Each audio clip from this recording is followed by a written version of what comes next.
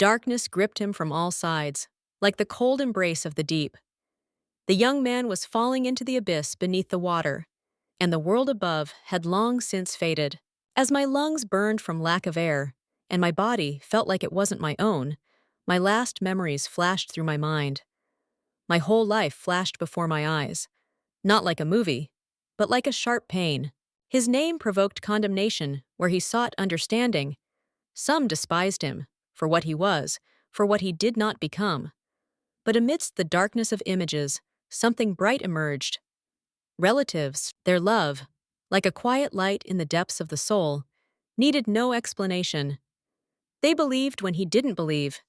And now, when all that was left was to fall, that memory was the only thing that warmed them. Someone he knew well reached out with a silent cry and a plea to stay. But it was too late. The boy's soul shattered into a million tiny pieces that could not be repaired. Terrible curses and threats to take his soul rang out all around. Non-existence would soon swallow him up completely. And eternity would become a torment for him, abandoned and forgotten. Death did not save him. A beautiful girl responded to his plea for mercy and begging to be given just one more moment of life, the value of which he had only now come to understand. She gave him such a long-awaited chance. The boy learned that he would still have time to live, and he decided that his goal from that day on would be gratitude and service to his savior. The capital was celebrating the half-millennium since the founding of the empire. Everyone around was rejoicing and preparing for a whole week of fun and drinking. And only one person had been waiting for this day for exactly 10 years. Alicia Mailfont was to be the main news today and the cause of thousands of gossip and rumors that would spread in taverns and in the palace, in the homes of the aristocracy and the huts of the poor. The girl's parents belonged to a glorious, ancient noble family. The pleasant climate and moderate weather conditions gave the inhabitants of these lands the opportunity to engage in many crafts. Alicia, since childhood, her older brother and his future bride were a ray of sunshine for the girl, who enjoyed their company and playing together. One fine morning, Alice's father brought another new member of the family to the house. It was a girl named Ophelia. The little girl was delighted because now she would have a little sister. Ophelia possessed magical energy and a talent for magical practices. Their good character contributed to the emergence of a strong friendship and trust between the girls. They became not just sisters, but also friends. The foster sister always praised Alice. She was delighted with how beautiful the ruler's daughter was. Life seemed wonderful, nothing foreshadowed trouble. It seemed that the supreme goddess had blessed them. It was believed that the family's happiness would last forever. But disaster was flying over them like a hawk. And just as unexpectedly, it was about to fall on the family. Black clouds were slowly gathering over the family. It all started with the arrival of a boy named Nix. From the very beginning, he seemed suspicious to Alice, and his gaze did not bode well. On the contrary, he really scared the girl and made her wary. However, Ophelia trusted the newcomer and did not show her wariness towards him, and it was she who brought the little one to the house, although her sister was against this rash act. And in fact, this was the only, but very big mistake of the Holy Virgin. From that day on, Nix always followed Ophelia. He did not step back from her. Alice only later guessed what was the real reason. In fact, the boy was not attracted to Ophelia, but to her magical power. The boy turned out to be a secret adept and priest of the dark god Arpho, and the magical power of the Holy Virgin turned out to be the key that would free the Dark Lord. Nix attempted to gain the power of Ophelia. But when his plan was thwarted or simply failed, the full power of the released dark energy fell upon the ruler's estate. Thousands of people became victims of the ritual. Everything that the girl loved so much was taken from her in an instant. All her loved ones and relatives died, and the monster from the other world tried to take possession of her too. Fortunately, she did not succeed. Then darkness descended on Alice. When she regained consciousness, she realized that she was lying on the floor of a huge room, similar to a hall. Next to the girl lay a child wrapped in diapers. It was her little nephew, Alfred. Alice saw that there was a very bright object lying next to her, which attracted the girl's attention. It turned out to be his father's seal. It was the only thing left of a famous family.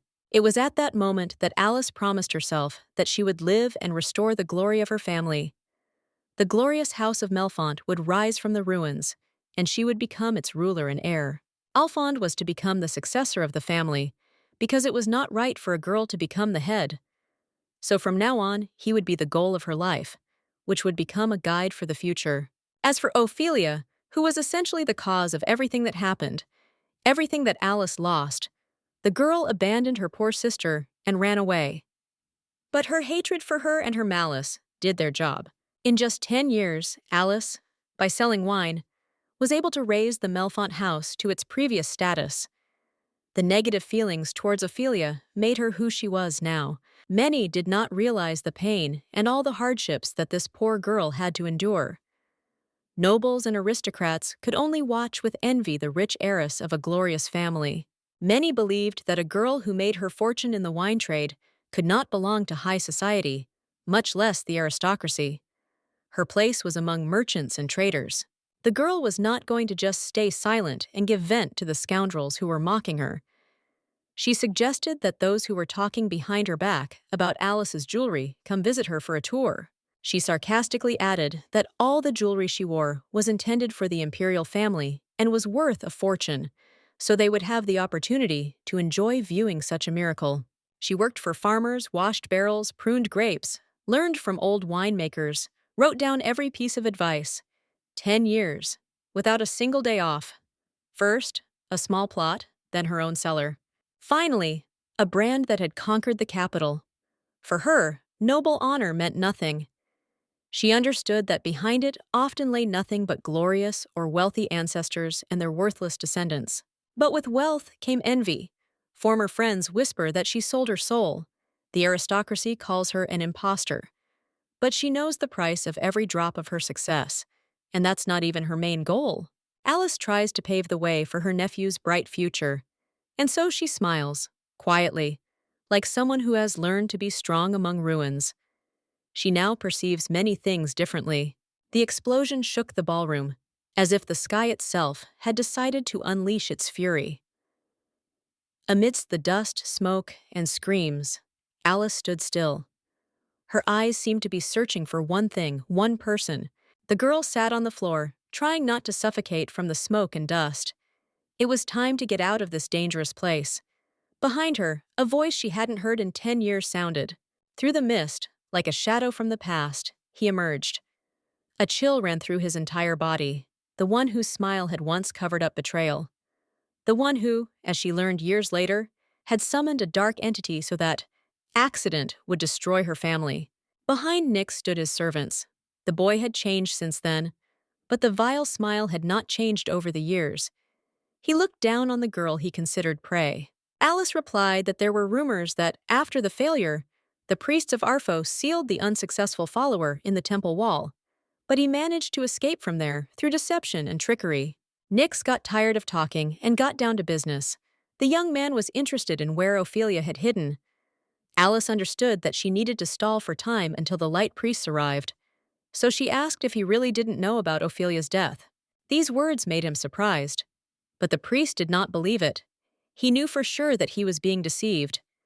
Dark energy swirled in the room and formed into a huge demonic paw. Nix's henchmen carried Alice's body on their shoulders. The girl was still conscious, and her last thought was that she was in danger again because of Ophelia, and that this was happening again. She was thrown into the dungeon. The sounds came as if through a layer of water, but the girl heard someone ordering her not to take her eyes off her. Nix had big plans for this captive, and she could not be allowed to escape. The poor thing's first thought was that she couldn't die in this place. She had important things to do. Baby Alfred wasn't quite ready to live alone yet. A voice sounded in her head. It firmly and directly ordered her to gather her strength and get up. After all, people were already waiting for her. The girl looked around carefully and did not recognize the place where she was. Alice thought she had fallen asleep, and everything around her was a vision. In the middle of the lake, on the surface of which she was standing, she noticed an open book. This did not seem strange or unlikely to her. The girl picked up the book. It was called Ophelia's Night. Her first reaction was to throw it far away. It was clear that it was definitely not a fun story or just a relaxing read. After turning a few pages, Alice realized with horror that her life was described there. Each page revealed more and more details of what happened on that terrible night when the forces of evil ruled. At a time when the mad Nyx unleashed the forces of destruction and decline, Ophelia's first thing was to rush to young Nyx to save him from death, as the last hope of the race. She ran with all her strength to her sister Alicia, who had already lost a lot of her vital energy by that point. Memories of that horror flooded back to Alice. She began to remember something. When the black hand of demonic origin covered her, she died for a few minutes, and Ophelia used most of her then still modest powers to bring her back to life.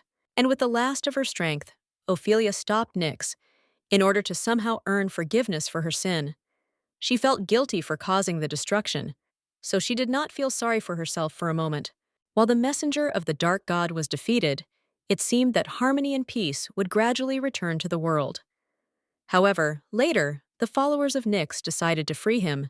Thus, the chief servant of Arpho woke up from the spell and power of the bright deity, by which he was bound. And once again, Nyx went in search of Ophelia. Evil will lead him after the maiden. Alicia guessed that the messenger of the forces of evil had arrived in the capital, only because he felt a particle of Ophelia's power in her. The girl decided to learn the secret of the power of the Holy Virgin in order to defeat Nyx with her help. The captive continued to read the book, trying to learn more about the secret of power with each page. But over time, she noticed one important point. The main character of the book was Ophelia, not Alice. According to the plot of the book, Nyx gathered the forces of darkness under his leadership and defeated the armies of the Empire. After that, as a full-fledged master, he went south, where he built the Tower of Thanatos. After that, the young man focused all his efforts on luring Ophelia to him, and by locking her in the dungeons, he would seize her power. To do this, he would send Alice's body in pieces. And when the Holy Virgin finally arrived at the appointed place, Nyx slit Alice's throat. The reader understood that in any version, a cruel and terrible end was prepared for her, regardless of the version. Alice was angry.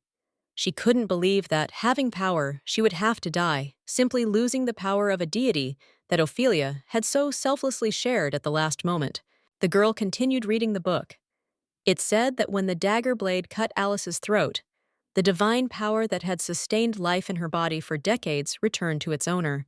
In desperation, Ophelia revealed the true depths of her power and potential. She gained even greater strength of body, spirit, and mind.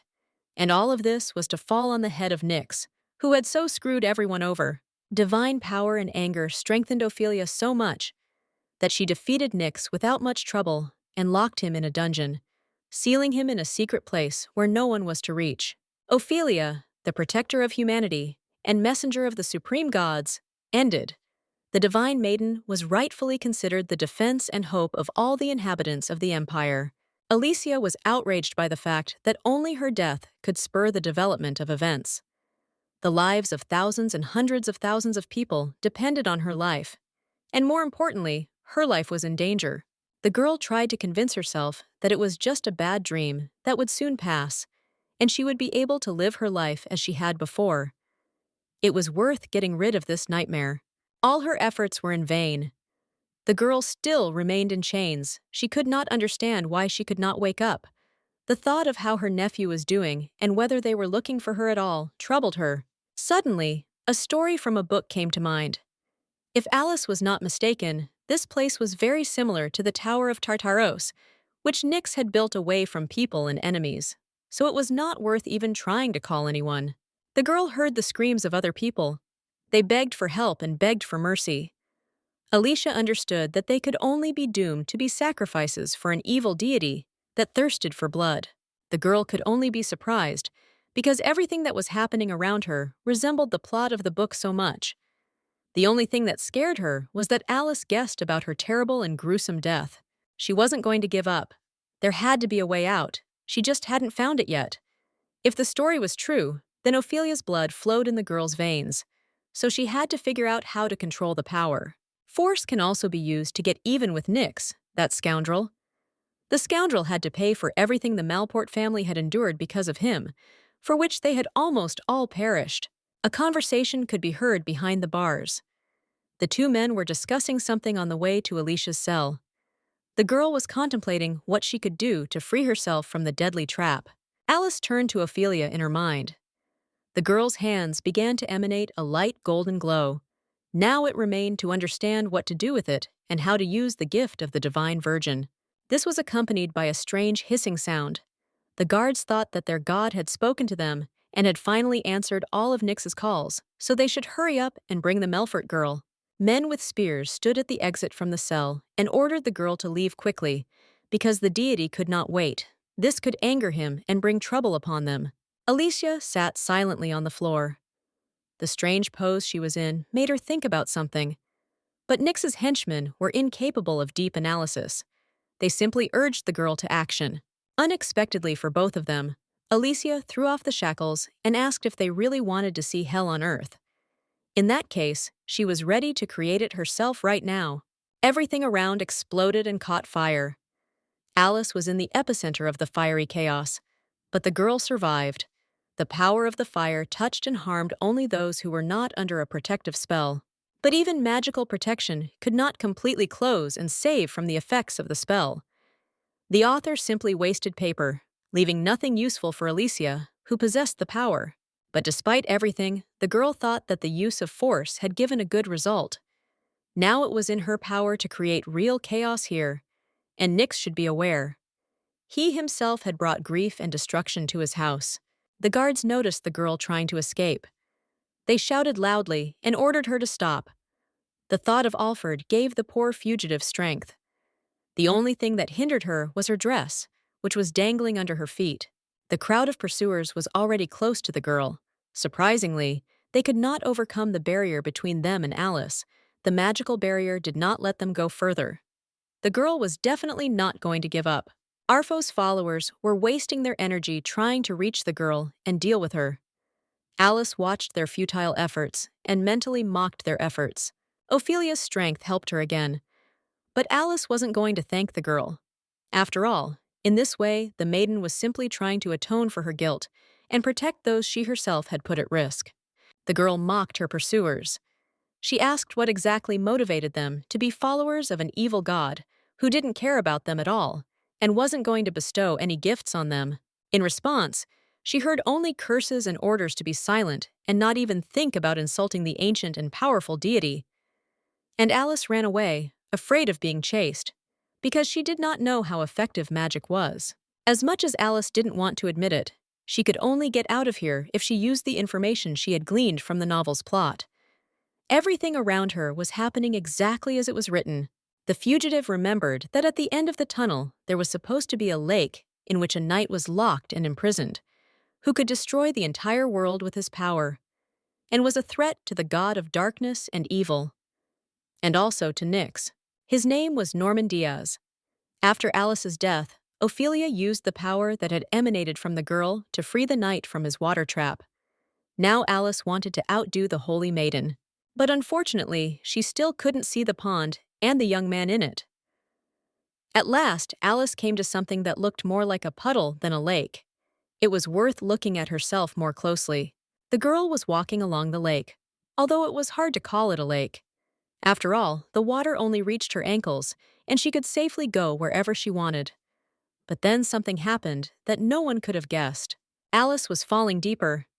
She realized too late that she was trapped. The air was escaping from her lungs. Her head was starting to spin. The only thought she had was about Alfordo. Next to the girl under the water was the knight mentioned in the story. He seemed to be sleeping soundly, and nothing around him bothered him. Alice thought about how to wake the young man. He showed no signs of life. The girl wondered if Nyx had really put this handsome man here for his looks. Alice had never met anyone like him before. The knight remained young, as if time had stood still around him. At that moment, the girl forgot all her plans for this hero. She simply fell in love with him. Even thoughts and memories of her nephew flew out of her head. The girl wondered to herself. Alice decided to free herself from the trap first. She understood that she was acting on pure instincts now. The feeling that there was someone who would avenge Nyx for his crimes gave her strength. Soon the couple was on the shore. The girl was tired of dragging the boy, who was still unconscious, after her. She thought that she should get into physical shape, because such a short swim had completely exhausted her. A terrible suspicion filled Alice from head to toe. She bent over the boy and checked to see if he was still alive. For a moment, it seemed that the young man really did look like the Sleeping Beauty from the fairy tales. Alice tried to bring the young man to his senses. She lightly patted his cheeks, but he still lay there as if in a lethargic sleep. Finally, the girl, with tears in her eyes, asked him to come to his senses. She emphasized that they couldn't stay here for long. Alice threatened that soon the demon lover and their crazy fan would find the girl and her new companion, and their future would be a horror. Behind her came a voice so familiar and so hateful. It was Nick's. His eyes burned with madness and the maniacal obsession of a fanatic ready for anything. He asked where Alice had hidden Ophelia. The boy came closer and closer to Alice, and the girl asked why he refused to believe in the death of Ophelia. After all, no one had heard anything about her for many years.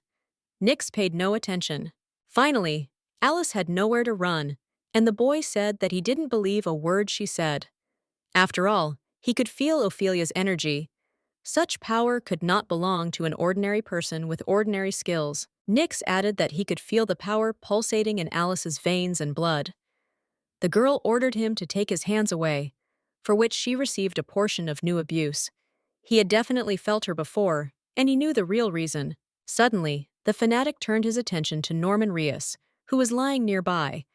He realized that the night could not have been freed by a simple girl. It could only have been the work of one person. And it was Ophelia. Alice could not stand it. She gave a powerful slap to Nix, and he silently flew away from the girl, falling to the floor. The young man began to understand that before him was the repository of the powers of the Holy Virgin Ophelia, and this meant a threat to him and his life. The girl could easily defeat him because the deity had deprived Nix of her protection due to an unsuccessful ritual, and Ophelia could seal him through Alice. Nix clutched his head.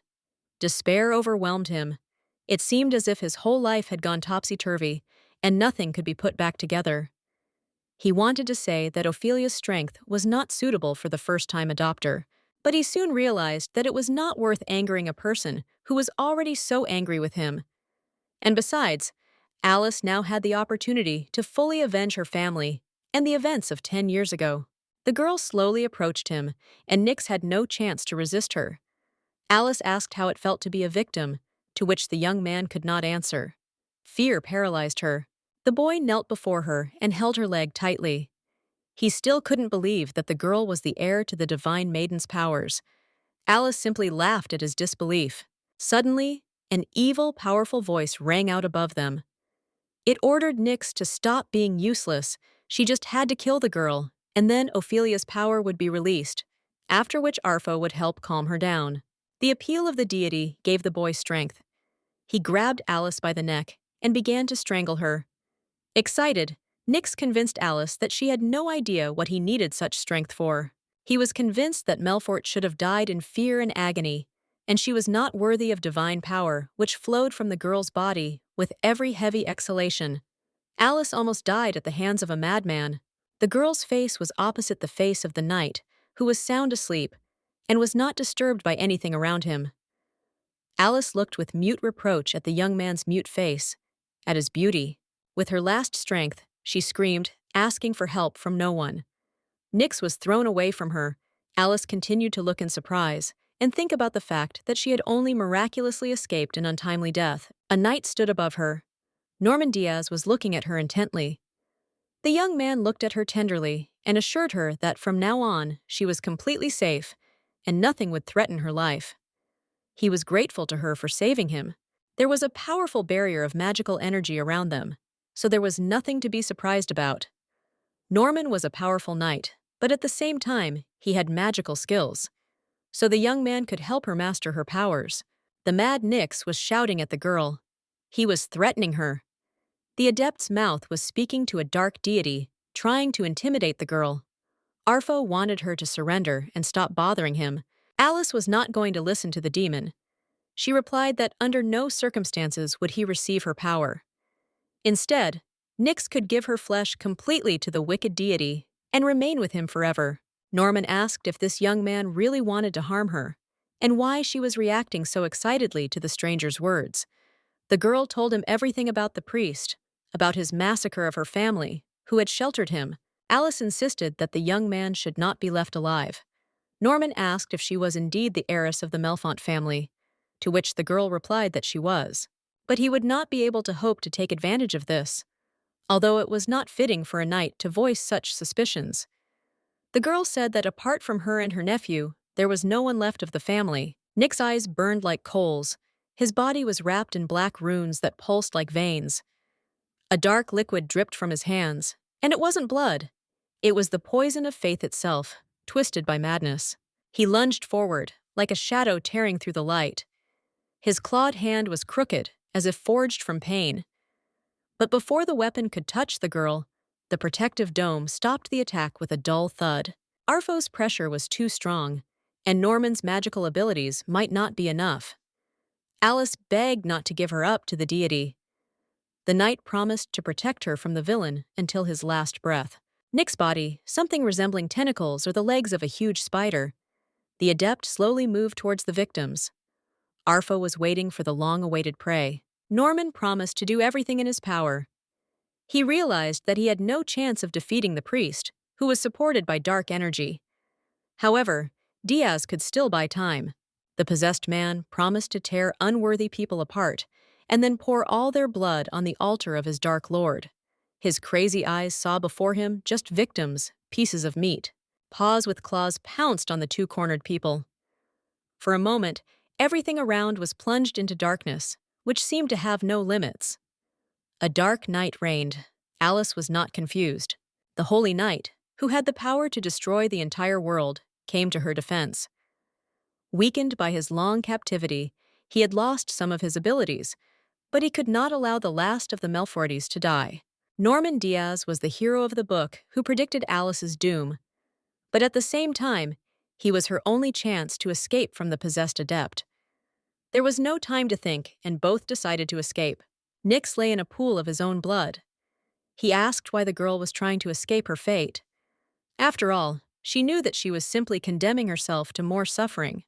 No matter what she did, death would come for her. Alice was confused. Contradictions tore her apart. She thought about how to protect herself from death in the future. Although the lives of hundreds of thousands of people might depend on it, she did not want to die. Norman realized that Arfo had not abandoned his intentions to seize the power of the Divine Maiden. His voice now sounded in the girl's head. The demon tried to convince her that she was nothing more than a container for Ophelia. Diaz supported Alice. He believed in the power of her resistance. After all, she could not just surrender to the will of the Black Deity. She had saved Norman at one time and could not lose this duel to Nyx. When the girl regained consciousness, Norman took her in his arms and carried her towards the cave exit. It was worth climbing out while Nyx gathered his strength for a new attack, supported by Arfo. Behind them, Nyx watched the fugitives. He was losing consciousness and dying, but now he asked his master one last time to come to his aid and send the souls of the two to the depths of hell.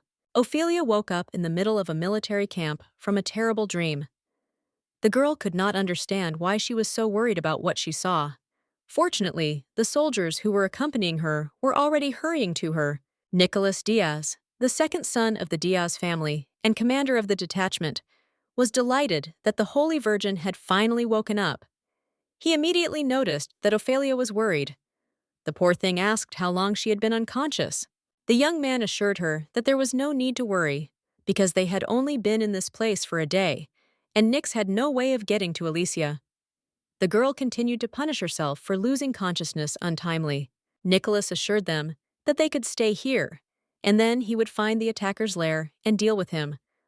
Although the guards still had not been able to find the place where the priest Arfo had fled, and where he was hiding, Ophelia knew where Nyx was headed. He would try to hide in the Tantaros Tower. None of the soldiers had heard of such a place, but they were ready to go there at the first order and find the scoundrel. The maiden herself could not explain how she had learned about this place and where it was located. The thought of it arose in her mind by itself. Perhaps Arfo was trying to lead them into a trap. Nicholas never doubted what the pious maiden said. And when she reported the area, he would go there to check if there really was a wicked man there. But another important point was to find Norman. His brother could be waiting for his help, deprived of his powers by the dark deity who had specifically sent him into a trap. Norman was flying in the air with the help of a magic spell. He was holding the girl in his arms and trying to hold on. Alice could not believe that the handsome man was carrying her in the air in his arms, gently pressing her. He thought the girl was scared, and he crouched down on the ground, not letting go of her. The young man asked her to close her eyes for a moment, but Alicia replied that she could not do that when he was so close. Finally, Norman let her go and set her down on the ground. The young man asked if she was hurt, if she was in any pain. Alice was about to answer, but suddenly she thought. She realized something. Nyx attacked her with unholy power. He could leave a mark on her. The black mage could now penetrate her essence and distort reality. Now Alicia felt like she couldn't breathe. It was hard for her. Norman carefully took her in his arms again and assured her that he would save her. He would not let the girl die after what she had been through. The guy asked for forgiveness for his frankness. The knight untied Alicia's corset to make it easier for her to breathe. He bent over her and asked how she was feeling now. The maiden could not believe that she was still alive, and the handsome man did not leave her. Alicia still couldn't believe that she hadn't died at the hands of Nyx. He couldn't reach her, and so the course of events changed. The plot had already taken a turn in a direction that hadn't been seen before. Still, Nyx's words about her not being able to avoid death forever haunted her. The girl was simply trying to figure out if she would be able to avoid a tragic ending. The knight, meanwhile, asked her to relax and rest her head on his shoulder. Right now, Alicia really only needed sleep and rest. The last of the Melforts agreed and soon fell into a dream. Nicholas arrived at Tantaros. However, he found nothing there except ruins. The commander's assistant reported that he had managed to find a priest crushed by a block of stone. There was no one else. One of the magicians accompanying Nicholas emphasized that someone from the temple must be immediately called to finally seal the villain and rid the world of this evil. In the dark forest, Norman had set up a small camp for the two of them around a fire. Alicia was asleep. The young man thought about how much had happened while he had been asleep, and how much the world around him had changed. The events of the past appeared before the young man's eyes. His family had died, and he was the last one left, and he blamed only himself for this. The resentments of his relatives and friends surfaced again and again. It all started when Norman revealed his true family name to the paladin, his faithful companion, with whom he had gone through many problems, and whom he trusted as if he were himself, not suspecting his downfall. Iago, that was the knight's name, was something like a younger brother to Norman. And although there were many battles and deaths, defeated enemies and dangers behind them, the scoundrel betrayed Diaz. He brought destruction and death to the Diaz family estate. The motives of the Mad Knight still seemed unclear. Norman was blinded by friendship and did not see the evil in his comrade's heart. Knowing Norman's real name, Iago managed to cast a powerful spell on him. The young man asked his friend to stop and not do this. After all, evil always returned to the caster. The guy replied to Diaz that he hadn't seen him since the very beginning of their acquaintance, so now he would be happy to get rid of him and his family. So it's worth just giving up and not resisting. Unexpectedly, the younger brother Nicholas came to the rescue. He activated magical energy, and thus did not let his brother's body disintegrate into ashes. So he simply sealed him at the bottom of the lake. It was Alicia who served as the one who pulled Norman out of the abyss of the curse, from oblivion filled with evil and suffering. The young man could not allow his savior to perish or become a victim of dark forces. To top it all off, their fates were similar. Both had suffered betrayal. Both had lost everything they had. Their families had died. Their homes had been destroyed and forgotten by all their former friends. The young man held the girl by the forehead and realized that she had a strong fever. She was all bruised and beaten. However, Norman still thought about using force. He was not sure, but there was no other option. But there, the guy understood that the main motive that had supported her and given her strength all these years was the desire to take revenge on Nyx. And now, Alicia was in a very difficult situation. She could even die without care. Norman became curious about what kind of person this girl was. She gave the impression of being no ordinary girl. On top of that, she possessed magical abilities and an unprecedented energy of light. The young man felt anxious about tomorrow, when he would have to talk to Alice. She was bothering him, and he was conflicted. On the one hand, he wanted to be with her. On the other, he was afraid. In the morning, the girl woke up in a clean bed. She could not understand how she ended up in this place and how yesterday's day ended. It was empty, but cozy, and there were no people around. Nick's servant entered the room. He brought apples for the young lady, but the girl pounced on him. She couldn't believe that someone could just treat her so well. The next day, the knight was forced to save his servant from the lady's attacks. He asked her to calm down and no longer suspect anyone in this house who might come to her or even speak to her. Alicia couldn't believe that they were being helped for free. But she saw herself wearing someone else's clothes, which someone else had changed her into. But her thoughts were swirling around her expensive clothes. Norman, meanwhile, was talking to the owners of the house. He asked for forgiveness for the behavior of his companion. She had had to go through a lot of things lately. The old couple were delighted with this young man. Finally, when the boy and Alicia were alone, Norman said that he hadn't expected the girl to wake up so early. It was time to finally explain the events of the last 2 days. In any case, he was glad to see the girl whole and on her feet. She herself noticed that all her wounds had miraculously healed. Norman explained that the whole reason was her divine power. The boy added that until they had any money, they would have to live on the gifts of nature, gathered with their own hands. But now Alice dared to ask who had changed her clothes. The knight replied that the old lady had disguised herself. The girl asked how much time had passed since their escape and how they had ended up here. She was also interested in the fate of Nyx after the fall of his tower. The young man believed that Nyx would have to lie paralyzed for several weeks, or even longer. He took the main blow with divine power. Norman regretted not having finished the job. The knight continued to tell the details of their joint escape.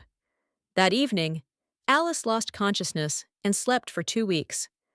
During this time, she had lost weight and needed to improve her condition now. After that, they wandered for a long time through the forest, the boy carrying Alice on his back. And then he decided that it was worth looking for at least the smallest settlement, because his companion needed help. Thus, they ended up here. Alice began to guess where they had ended up. She understood how to get from here to the main headquarters of the Ramdak organization. The path to the Empire turned out to be shorter than expected. Norman asked how the girl knew that he was in that lake.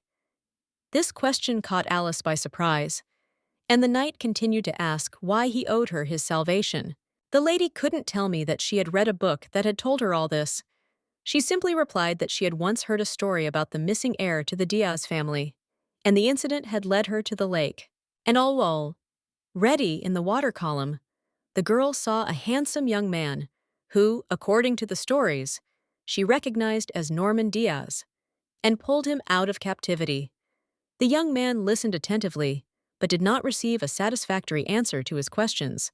Alice said that in his actions, Nyx was guided by the will of the dark deity Arfo. Many thousands of years ago, this demonic creature brought the 7 deadly sins to people on Earth. And then people began to kill. They used dark gifts that clouded their consciousness and took away their will. The supreme goddess Mayera could not watch her children kill each other and use the gifts of darkness. Arfo was defeated by her and sealed in a secret place. And all the dark secrets and secrets of black magic that he passed on to his followers, the goddess collected in one tome and hid it from people. However, there were still people who sought to seize the forces of evil, and Nyx was one of them. He spent a long time searching and researching, and having received a share of demonic power, he found the tome. He had no idea he could unleash such powerful forces. Mayera hoped that Arfo would be imprisoned until the end of time, and people would be able to live in peace and enjoy the gifts of light. But the cult of Arfo, whose main preacher was Nyx, expanded over time. More and more people were led to the priest's promises of all the benefits that the demon's followers and his faithful servants would receive. The control and power that Arfo could bestow upon his followers attracted more and more people. None of them could even imagine what contact with the powerful forces of the abyss would cost them. Iago also fell under the influence of Nyx, and when he had accomplished his task, he was thrown into prison by his companion. Norman was also tried to be taken, promising wealth and influence. Alice didn't want to say outright that the young man was to become a living trophy for the demon, but Norman himself began to suspect something. In his opinion, no one would have kept him in that place just like that. Nyx himself long believed that he did nothing wrong, and he is still a servant of the gods, because each of them was cruel in his own way and understood justice differently. Nyx was a priest from the very beginning, Maris, but after sacrificing the inhabitants of the Melford estate, he received a dark blessing from Arfo, which he began to use at his own discretion. This story Alice would prefer to forget forever. Once, Nyx was defeated by Ophelia, but his followers revived him through a dark ritual. His first act after that was to kidnap Alice for godly power. Norman was surprised at how many years had passed. His brother was probably already an adult. The boy was supposed to become a warrior, and he became a knight and would stand on the defenses of the people of the empire and all of humanity. Alice replied that she had seen a young man several times at balls, whose name was Nicholas Diaz. He was an exact copy of his brother, differing only in the color of his hair. The knight began to ask how his brother felt and what he had become. The girl did not dare to say anything bad about her brother Norman. She spoke only good things and did not expect that the moment would come when they would talk about his true character and habits. Norman asked what the girl's name was, because they had spent so much time together and still hadn't learned anything. Alice named herself, indicated what family she belonged to, and even said that she was the head of the Merchants Guild. At the Melford estate, Alice's secretary, named Erica, received a letter addressed to her mistress. It stated that during a military expedition, the lair of the heretic Nyx had been found, and his body was found under the rubble. It seems that it was in that tower that the villain performed dark rituals and worshipped with Arfo's minions and other cursed entities, trying to gain strength and power from them. The temple servants detained Nyx and transported his body to a special tomb, where the thief will remain for a long time until they decide what to do with him, his soul, and consciousness. Nicholas also emphasized that no trace of Lady Alice had been found. In addition, many cultists had fled the tower, so it was best to avoid interacting with strangers, especially priests. The maids were glad that Lady Alice was not among the victims. However, none of them said out loud that they could have gotten rid of the lady much earlier and thrown her body away, or that she had managed to escape. Norman, meanwhile, was resting with his partner. He tried to look after her so that she wouldn't feel abandoned and stressed out. The girl liked the guy. He wasn't like in the book. Alice wondered if, after everything she had experienced, she would actually be able to change the course of events and avoid her tragic end. Knowing the plot gave her an advantage, but events developed in a completely different way. But she was certain of one thing. If she delayed with this matter, her nephew would definitely be in danger. The little one would be alone all this time. The servants would not be able to cope with the threat to him. Cousin Gale was certainly glad that Alice was gone. He had long sought to possess the little one, because through guardianship of Alfred, he would gain access to the Melfort family wealth, gain their status. Alice's fiancé, Philip Morfolk, has been waiting for the moment to steal his bride's money and run away with it with his mistress. Without protection, Alfjord will become prey for predators. She had been in a similar situation before. It was after the Melfort house had suffered and almost fallen into ruin after an attack by dark forces. The nobles and aristocracy, yesterday's friends and allies, had turned into hungry predators. Alice decided to get to the nearest city where there would definitely be a guild headquarters or Romdock's apartment. She would get there with the money she had sold. The girl would take Norman with her. The knight returned from his shopping on time. His trip to the shops had been long, and Alice was tired of waiting for him. She had no doubt that the young man would agree to her offer of a journey. Norman approached her and asked in a gentle voice if she was hungry. Then he suddenly called her his love and asked her to quickly go to the room where he would prepare something for her. Alice did not immediately understand how he addressed her. In the room, the boy asked for forgiveness for his deed, but it was much safer to travel this way. No one should have any suspicions about what was happening. The girl only warned that if they ran into people she knew, rumors and gossip could arise about what was going on between these two young people. The young man reassured her. He said that their paths would continue to walk side by side. Unexpectedly, he asked to be allowed to accompany the lady, at least to her estate. Norman offered his service and loyalty. Alice was glad. It would not be bad to have someone nearby who could protect her from danger. But it was time to think not about herself, but about her nephew. Norman waited for her answer. Alice could easily regain control with Norman's help. But the young man himself could become an obstacle to this. The return of Diaz's first son could cause an unprecedented furor among the nobles. Even his simply handsome face might have been enough to attract the attention of the crowd. But to be completely honest with herself, the girl considered him a threat to her plan. For Alice, the young man was a living reminder that the plot of the book was actually a serious obstacle. She might not be able to avoid her tragic end, and reality would overcome her, forcing her to give up. Norman understood what had caused the girl's anger. He suggested that they no longer pretend to be husband and wife. Instead, they simply stick to the agreement, under which he would become a faithful vassal to his maiden. Alice assured that in her case, it was not about honor and dignity. After the fall of her house, she spent a lot of effort to revive her former influence. Trade helped in this. In this case, she had to sacrifice the role of an aristocrat of the spirit for the sake of future survival. When her nephew became the head, and then she would be able to claim noble titles and regalia again, Norman Diaz himself would be welcomed with open arms by society. But she had very strong doubts about the girl. Returning to her company would only give rise to further persecution of her. The young man understood what his interlocutor was leaning towards.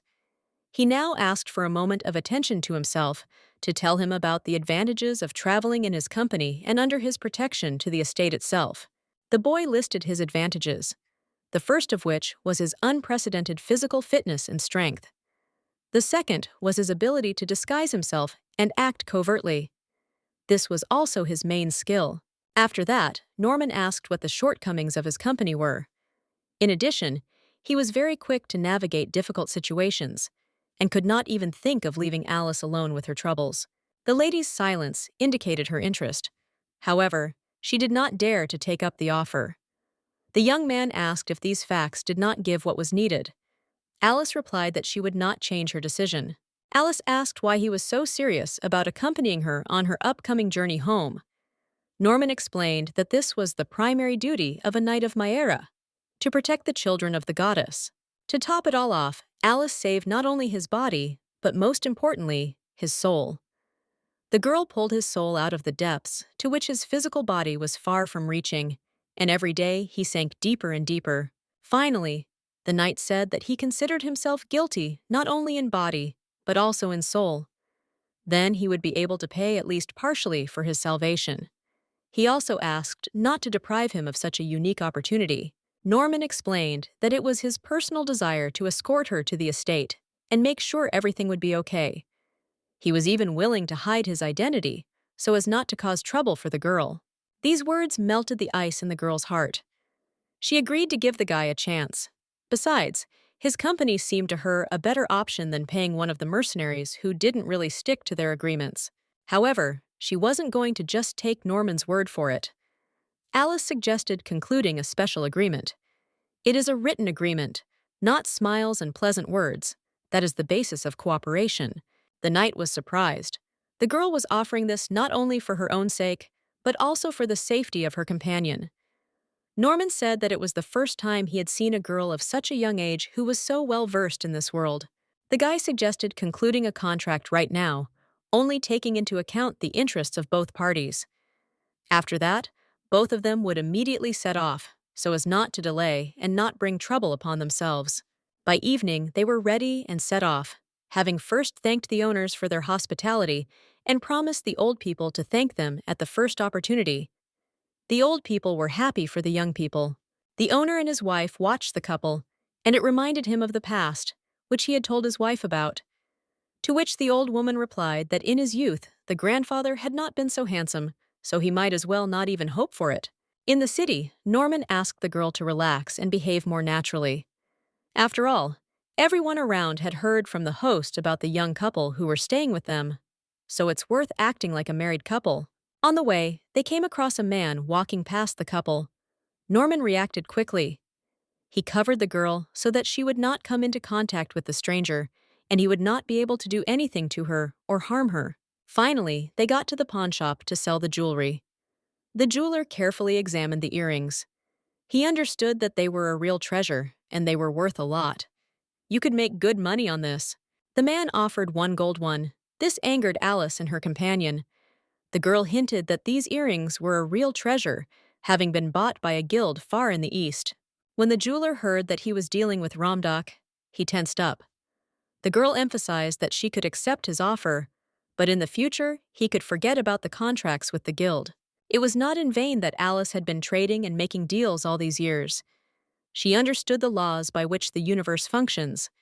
It was not the first time that the girl had been tried to deceive her. This time, the jeweler agreed to the market price. Allison honed her bargaining skills not only for herself and profit. She specifically worked to restore the estate and all of the Melfort's possessions.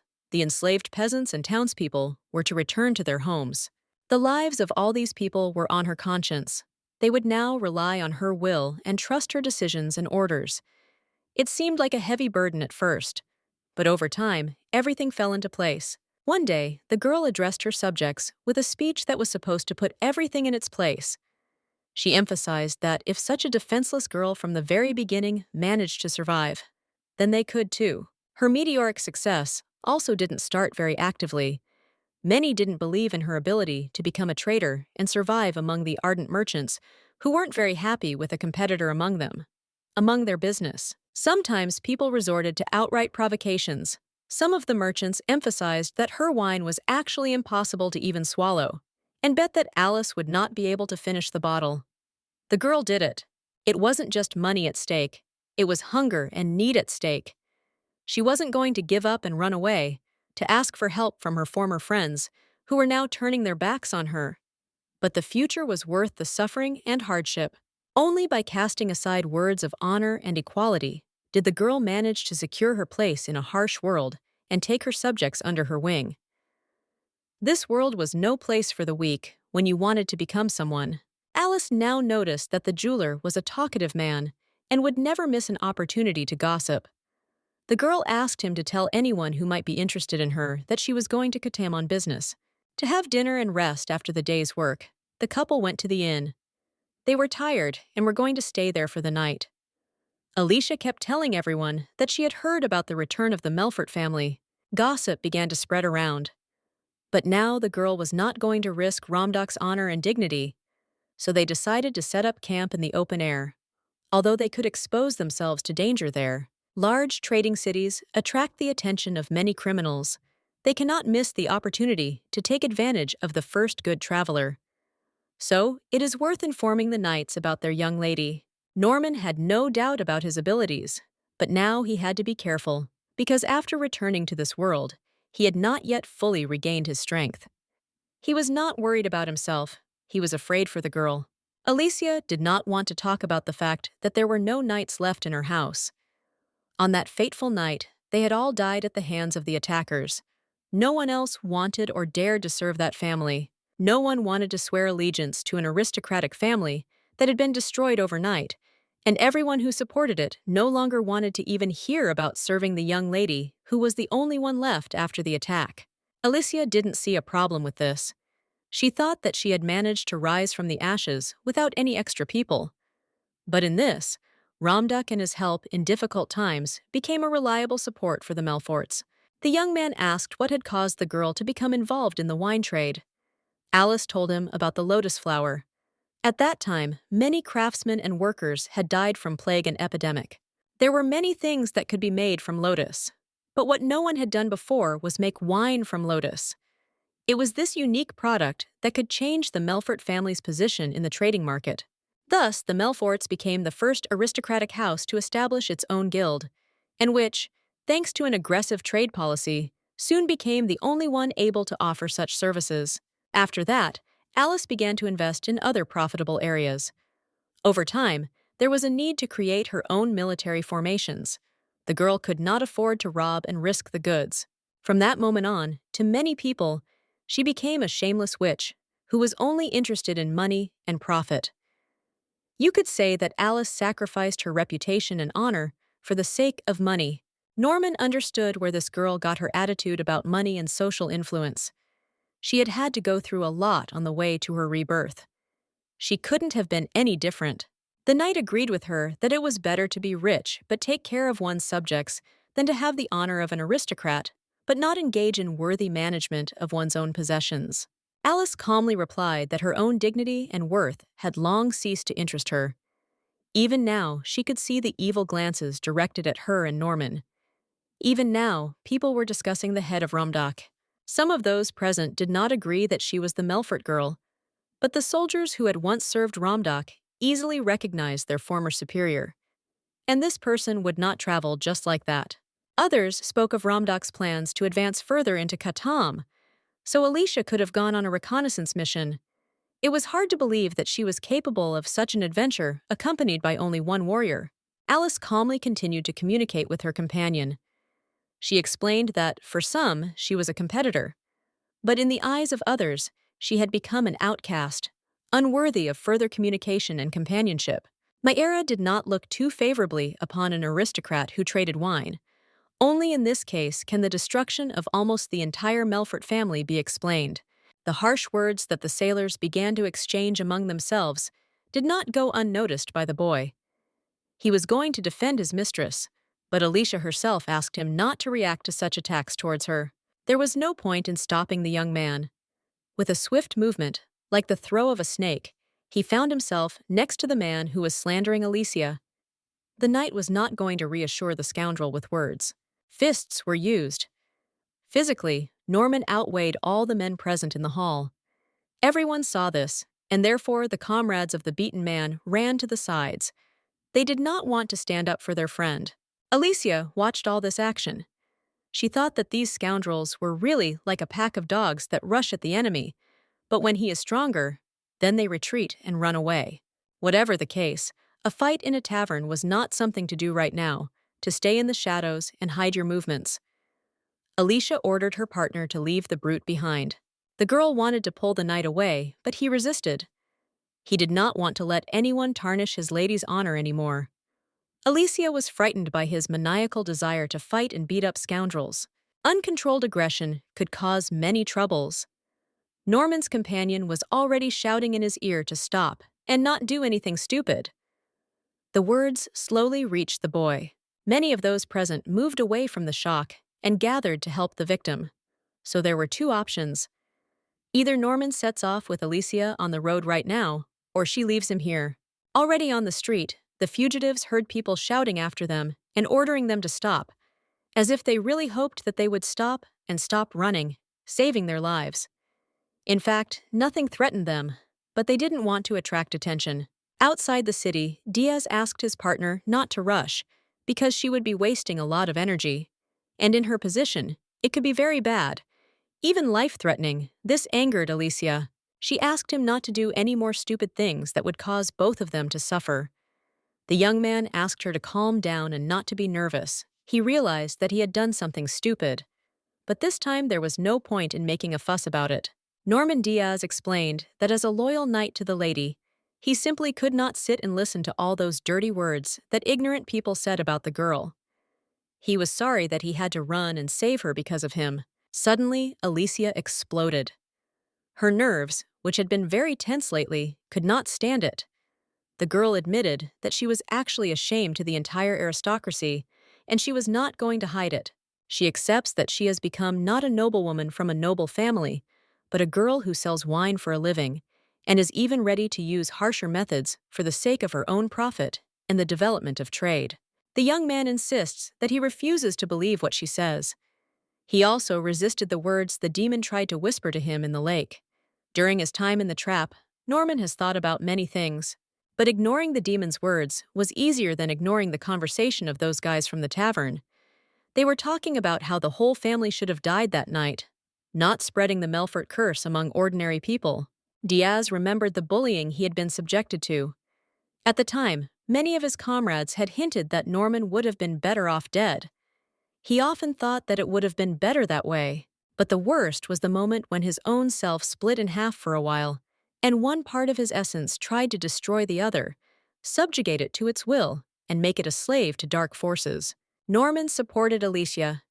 He emphasized that the wounds inflicted by other people's words are the hardest to heal. It seemed to him that this is where the true strength of a person lies. And under no circumstances should you allow yourself to be treated the way those scoundrels from the tavern did. The girl agreed that he was right, but asked him never to risk their cause so recklessly again. Alicia emphasized that it was worth going through the forest to confuse the chase that those scoundrels would obviously send after them. The girl was not thrilled about having to spend the night in the open again. Instead, Norman pointed with delight to the starry sky above them. He hadn't seen anything like it in a long time, so his admiration knew no bounds. In his company, Alicia could peacefully enjoy the starry sky. In the morning, Norman woke up to someone standing over him, watching him intently. The young man realized it was Alicia and praised her for her vigilance. It's hard to imagine that he had slept through his turn to be on guard. Norman Diaz had to admit that he was wrong when he thought Alicia was frivolous and weak for such a trip. She turned out to be much more prepared to travel in such conditions. Alicia said that from now on, they would no longer have to walk and beat their feet. A plan arose in the young lady's head, according to which they would speed up their movement through the area. Soon they came upon a path along which a column of merchants, accompanied by soldiers, was moving. The knight was watching the column intently, when he suddenly noticed the sign of Ramdak on the people, so Alicia was right. The young man emphasized that God himself was leading the girl. After all, they definitely needed help now. Alicia was not so optimistic. Besides, she was going to refuse help anyway. The lady believed that this was no accident, but the result of her successful and correct decision. She immediately stepped out into the middle of the road and ordered the driver, whose name was Stan, to stop and carefully examine who was in front of him.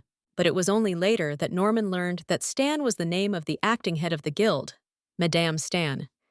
She was a powerfully built woman whose very appearance reflected a desire for something bad and illegal. The woman began to run. With her body constitution, it seemed like a very difficult task. But Stan moved surprisingly quickly and smoothly. No one knew what was going on in her mind. No one would have suspected that she was happy. Already in the carriage, Stan asked the girl about how she had eaten and whether anyone had dared to insult her on the way. After that, she asked her to think about leaving Philip and think about Diaz. The lady thought that she no longer needed a bodyguard. After all, there were knights and Ramdak's guards around. She could have ended her journey with this young man so as not to bring trouble upon herself. The time has come to inform Norman Diaz that it is time to terminate his contract.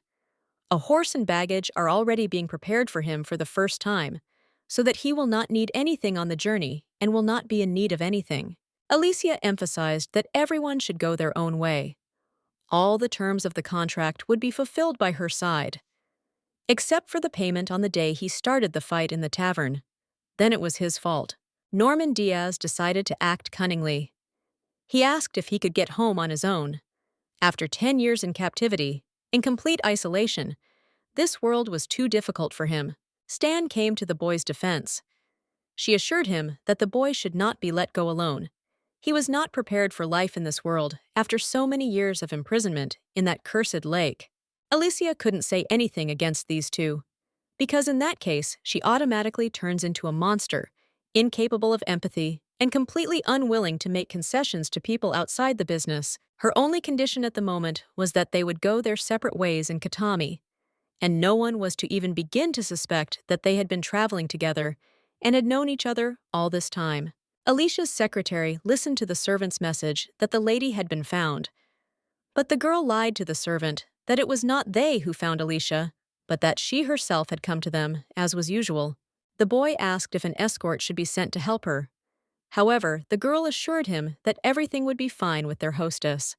Moreover, there were rumors that she was not traveling alone, and not only with Madame Stan. The Ramdak company, whose name was Gano, entered the room. He asked why no one had told him that Lady Alicia had been found. He was ready to go to meet her right now. But his polite, caring tone could not fool anyone. He clearly only wanted the company's profits. He was happy to get rid of the last of the Melforts, to deal with her himself.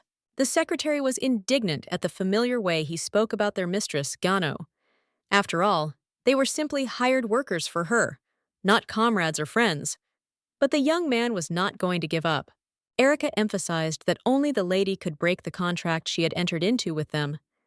But Gano didn't even want to hear anything about contracts and agreements. He suspected a lot of things and loved to gossip, to which the secretary assured that their lady would soon return, accompanied by her knights from Ramdak. All of them swore to her personally their loyalty and service until their own death and even beyond. At night, Alicia was already enjoying spending the night under the roof of the driveway. It was much better than sleeping in the open air. And yet, Sir Norman had done a lot for her and tried to protect her. It's hard to imagine her personally seeing him off. After all, the girl really didn't want to be rid of his company, despite the fact that it threatened her reputation and position in society, which was already fragile. Thinking about how to leave the young man more gracefully and gentlemanly, Alicia remembered the contract. She thought it would be better to close everything right now and think about how to leave gracefully. The girl came to the door of the room where Norman was. She was going to have a serious talk with him, but she was afraid to wake the young man. A woman's voice was heard from behind the door. It sounded familiar. Stan was with Norman. She was glad when the hostess came to them. After all, she herself was going to call her in the morning. And now there would be no need to wait for anyone, and they could get down to business more quickly. The woman happily showed off new outfits for Norman. He posed, and indeed looked more like a mannered courtier than a warrior who had held and would hold half the known world in subjection. Alicia asked the maid to turn on her brain and understand that the young man was pretending. In reality, he was not like that at all. He was a powerful warrior who commanded paladins and knights in hundreds of battles and skirmishes.